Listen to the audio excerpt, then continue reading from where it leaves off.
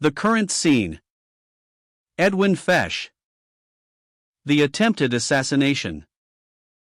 At this time of writing, the attempt on the president's life eclipses all other news. We breathe a sigh of relief that his wound promises to heal without leaving permanent damage. The president has displayed a splendid degree of fortitude in his body and spirit. This has increased his popularity and gained further respect from the nation that had already given him such an endorsement at the polls. Persecution does not make martyrs, but proves them to be such. As Christians, just how dearly are we cuddling our own lives and unwilling to gamble with it for the furtherance of the gospel? America has the highest homicide rate per capita of any country in the world. This is a paradox because the government is stable and orderly. Witness how easily the vice president can fit into the normal processes if his superior is laid aside. Such stability is the envy of many governments in the world today. Furthermore, the nation is called to further stability in so many distraught areas in the world in spite of a shameful record at home. Certainly, the U.S. is not the sick society that some suspect. Unfortunately, there are some very sick members of our society that exploit the civil liberties the Constitution guarantees. Others are saying it's a bit of the jungle that still resides in every one of us in spite of the distance in most areas evolution is supposed to have brought us. It is disturbing to encounter the application of evolution to the complexities of our world. Our best magazines give offhand references to evolution as a scientific fact. Actually, it raises more imponderables than sound Christian theology. The Christian doctrine of original sin means that the potential to commit any and every sin resides in the breast of every one of us. Our Creator has endowed all of us with sufficient checks to keep us from running amuck. There is reason, conscience, will, and history. On the other hand, we need stronger disciplines from without for those who will not control themselves from within. In the Old Testament, when the law was enforced, there were some 18 capital offenses. God is not soft on deliberate sinning as the law of Moses and the great white throne attest.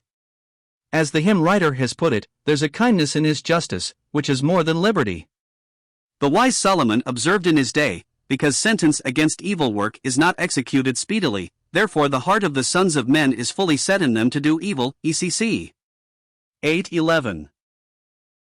Our present laws appear encrusted with technicalities that enable clever lawyers to circumvent justice. One thing is certain, all will get a fair judgment in that last day. Revelation 20 verses 11 to 12.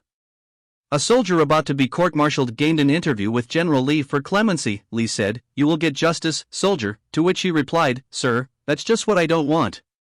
The existence of a righteous God demands ultimate justice.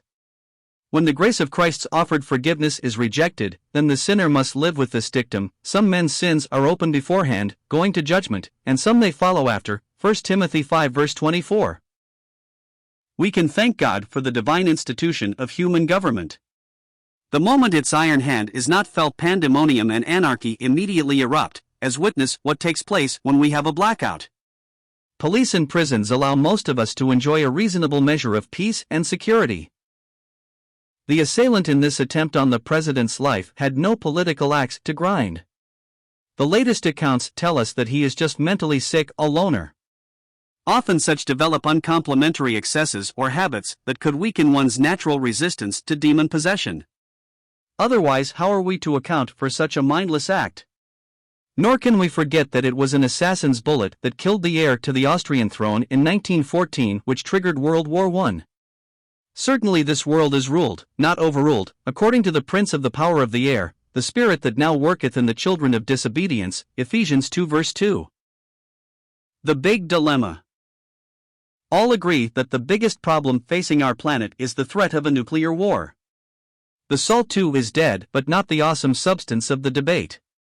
The newest weapons are so devastating and frighteningly accurate that it is assumed the power that makes the first strike now has all the advantage. There is no defense against the oncoming missiles. The fear is a massive Pearl Harbor strategy. Even the experts are baffled at the complexities of the problem. In the cards, at the moment, is the possibility of an arms race. Even if the upcoming arsenal is never used, the prohibitive price is such that it would occasion an economy of guns and not butter. Brezhnev has seized the initiative and invited a renewal of treaty talks. The move is adroit. A refusal to negotiate would make Reagan the possible troublemaker. The difficulty is the reasonable doubt as to Russia's honesty. Would they cheat after a treaty is signed? Fortunately, reliable monitoring capabilities are now at our disposal. The treaty way seems preferable to an all-out arms race. Another agent to perform man's inhumanity to man is the revival of chemical warfare. The reaction to the use of mustard gas in World War I led to an agreement at Geneva in 1925 to ban all use of chemical and biological agents in warfare. This is being disregarded, and now we hear of the most lethal gases and deadly germs. All of the essentials for the Great Tribulation are being assembled. The widespread devastations described in the Revelation are now human possibilities. Still, God may choose to rain his judgments direct from heaven as he did in the days of Josiah, or there could be a combination of both. John the Baptist raised a pertinent question: who has warned you to flee from the wrath to come? We would change it to the imperative: flee from the wrath to come. The tragedy is that judgments more often harden men's hearts rather than soften them. Isaiah has to beat a refrain in his early chapters because the judgments falling upon his people were not producing repentance. For times he says, for all of this his anger is not turned away, but his hand, of judgment, is stretched out still. In the midst of the vile judgments of Revelation 16 we read that men blasphemed the God of heaven because of their pains and sores and repented not of their deeds. The Christian accepts God's overruling providence. This world is not his home. Like Abraham, he looks for a city which hath foundations, whose builder and maker is God. Hebrews 11 verse 10. 2 approaches. The prophet Isaiah describes the virtues of the then coming Messiah when he writes of his mission to the world: the government shall be upon his shoulders. Many of Isaiah's prophecies concerning Christ have been fulfilled. Consider his 53rd chapter. The one relating to government awaits his second coming. Until then, nations will have experimented with every system that the ingenuity of man's mind can devise. Churchill, in his readable volumes on the history of the English-speaking people, refers to the last 200 years as the era of the great democracies. President Lincoln summed it up as government of the people, by the people and for the people.